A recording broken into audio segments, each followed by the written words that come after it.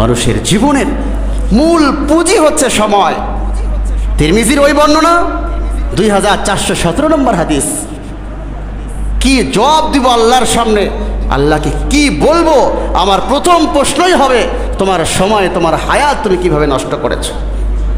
আন আমরিহি ফিমা আফনাহু, তুমি তোমার হায়াতকে কিভাবে নষ্ট করলে, কি উত্তর দেবে? প্রিয় ভাইরা আমার, এজন্য মিন হুসনি ইসলামিল মারই তারকুহু মা লা ইয়ানিহি, এই হাদিসকে ইসলামের অর্ধাংশ, পূর্ণাংশ, 1/4 কেন বলা হলো? একেবারেই ডিপলি চিন্তা করলে দেখা যায় ইসলামের বেসিক মৌলিক সব বিষয় চলে আসবে এর ভিতরে। নামাজ বাদ দিয়ে ঘোরাঘুরি অনর্থক কাজ। নামাজের সময় নামাজ পড়া এটাই ঠিক।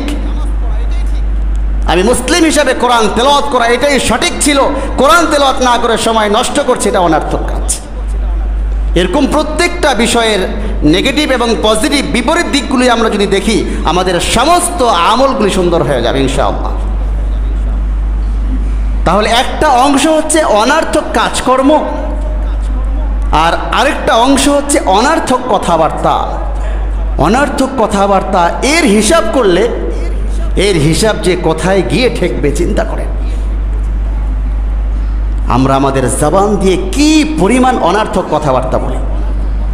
আমার জবান দিয়ে মিথ্যা, গীবত, শিকায়েত, পর নিন্দা, অভিযোগ, মিথ্যা সাক্ষী দেওয়া, কাউকে কষ্ট দেওয়া, গালি দেওয়া, সবগুলো আমার জবান দিয়ে বের হচ্ছে। এই জন্য রাসূলুল্লাহ সাল্লাল্লাহু আলাইহি ওয়াসাল্লাম দায়িত্ব নিয়েছেন, প্রত্যেকটা উম্মতের উম্মত যদি তুমি তোমার নিজের জবানের দায়িত্ব নাও, যে তুমি তোমার এই জবান দিয়ে মিথ্যা বলবে না, গীবত করবে না, শিকায়েত করবে না, পরনিন্দা করবে না, অভিযোগ করবে না, গালি দিবে না, তোমার জবান সংরক্ষণ করার দায়িত্ব যদি তুমি নাও, আমি মুহাম্মদুর রাসূলুল্লাহ সাল্লাল্লাহু আলাইহি ওয়াসাল্লাম দায়িত্ব নিলাম তোমাকে জান্নাতে প্রবেশ করায় দিব। বুখারী শরীফের বর্ণনা,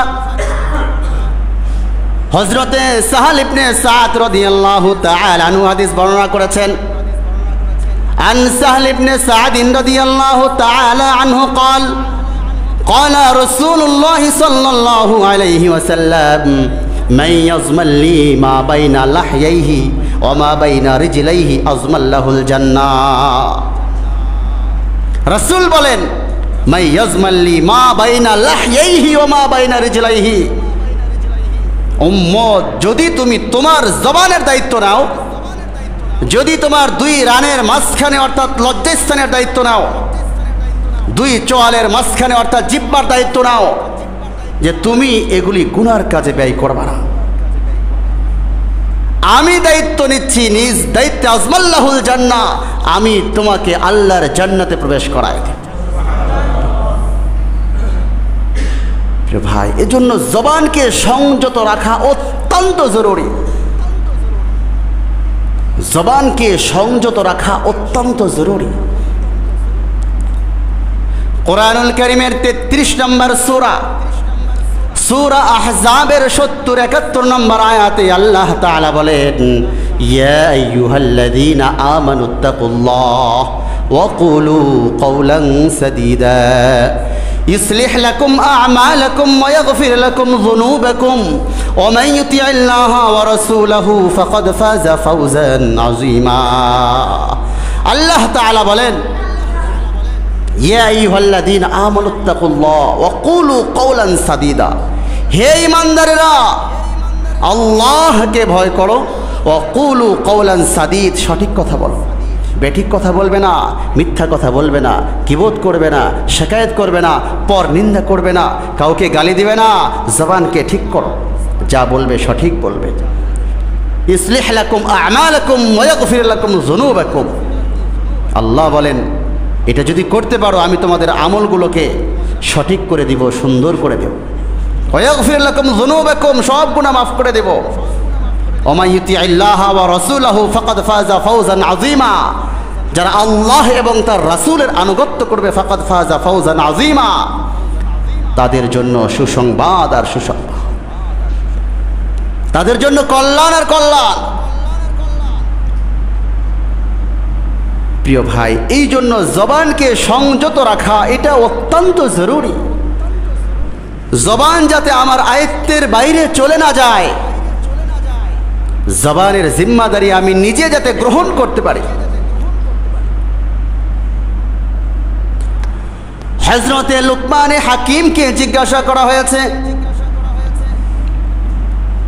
ওগো লুকমানে হাকিম, আপনি কি অমুক গোত্রের দাস ছিলেন না? লুকমানে হাকিম বলেন, হ্যাঁ হ্যাঁ, আমি অমুক গোত্রের দাস ছিলাম। লুকমানে হাকিমকে জিজ্ঞাসা করা হয়েছে, ওগো লুকমানে হাকিম, আপনি কি অমুক পাহাড়ের পদদেশে ছাগল চড়াইতেন না? লুকমানে হাকিম বলেন, হ্যাঁ হ্যাঁ, আমি ছাগল চড়াইতাম। ও লুকমানে হাকিম, আপনি ছাগল চড়াইতেন, আপনি দাস ছিলেন, আপনার এত মর্যাদা, এত মর্যাদা, আপনি এত বেশি মর্যাদার আসীনে অধিষ্ঠিত কিভাবে হলেন? সম্মান আর মর্যাদা কি করে পেলেন? লুকমানে হাকিম দুইটা কথা বলেছেন। লুকমানে হাকিম বলেন, শোনো, আমি জীবনে কখনো মিথ্যা কথা বলি নাই। দ্বিতীয় নাম্বার, আমি জীবনে কখনো অনার্থক কোনো কথা বলি নাই। লুকমানে হাকিম বলেন, আল্লাহ তাআলা আমার এই যে মর্যাদা দিয়েছেন, আমাকে যে সম্মান দিয়েছেন, আমি আমার জীবনে কখনো মিথ্যা বলি নাই। আমি আমার জীবনে কখনো অতিরিক্ত কোনো কথা বলি নাই।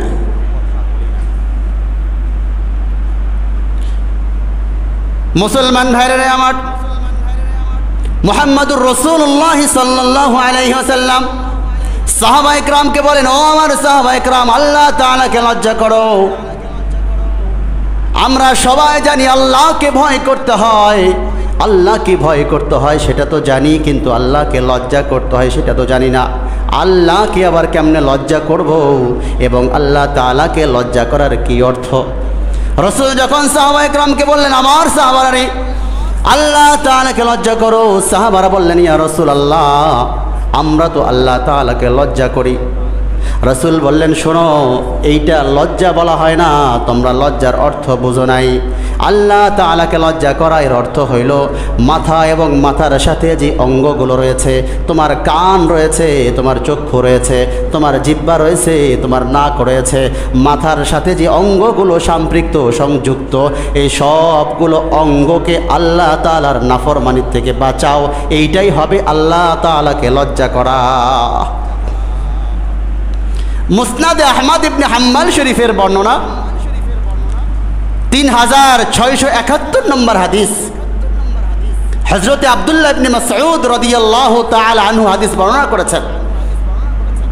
আন আব্দুল্লাহ ইবনে মাসউদ রাদিয়াল্লাহু তাআলা আনহু قال قال رسول الله صلى الله عليه وسلم استحيوا من الله حق الحياء قال قلنا يا رسول الله إنا نستحيي والحمد لله قال ليس ذلك ولكن الاستحياء من الله حق الحياء أن تحفظ الرأس وما وعى والبطن وما حوى ولتذكر الموت والبلا ومن أراد الآخرة ترك زينة الدنيا فمن فعل ذلك فقد استحيا من الله حق الحياء।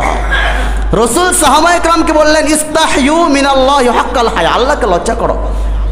সাহাবায়ে কেরাম বললেন, ক্বালা কুলনা ইয়া রাসূলুল্লাহ ইন্না নাস্তাহি আলহামদুলিল্লাহ। রাসূল, হ্যাঁ আলহামদুলিল্লাহ, আমরা তো আল্লাহকে লজ্জা করি।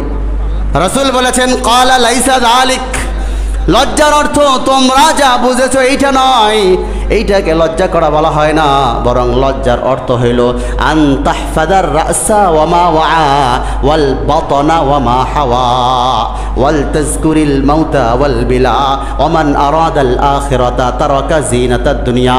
রাসূল চারটা কথা বলেছেন।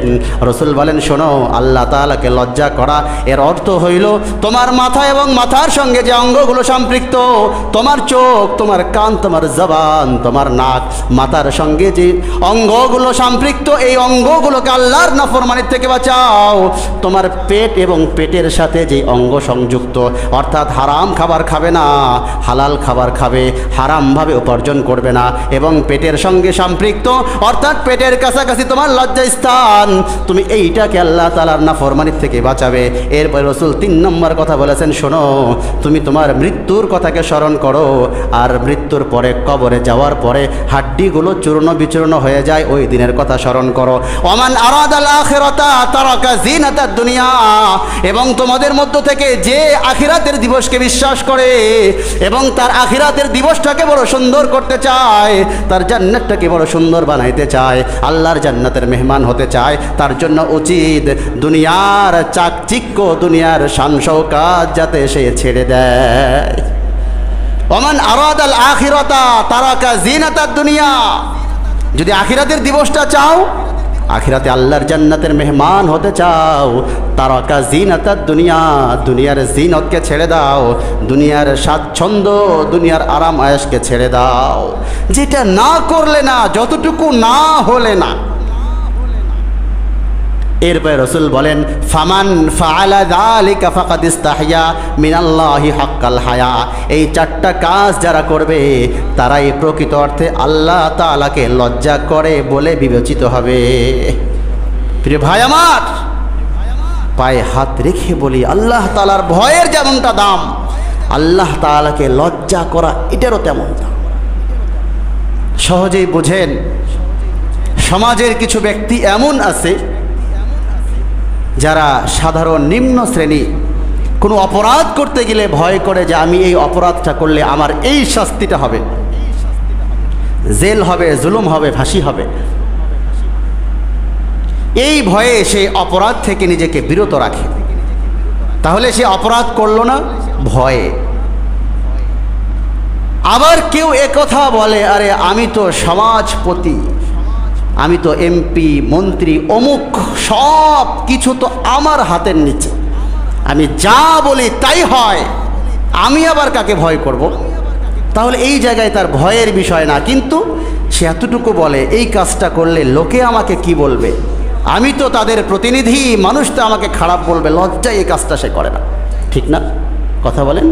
তাহলে মানুষ ভয় এবং লজ্জা দুইটাকে যখন এক জায়গায় রাখবে, আল্লাহকে ভয়ও করবে, আল্লাহকে লজ্জাও করবে। ভয়, আল্লাহ আপনি আমাকে সৃষ্টি করেছেন, এই অপরাধ, এই গুনাহ আমি করতে পারি না। আবার আরেক দিকে লজ্জা করবে, আল্লাহ আপনি আমাকে দেখছেন, আর আপনার দেখার সামনে আমি গোলাম, এই অপরাধ করতে পারি না। ভয় এবং লজ্জা দুইটাকে একসাথে যখন করবে, আল্লাহর বান্দা অতি অল্প সময়ে আল্লাহর ওলি হয়ে যাবে, কোনো সন্দেহ নাই।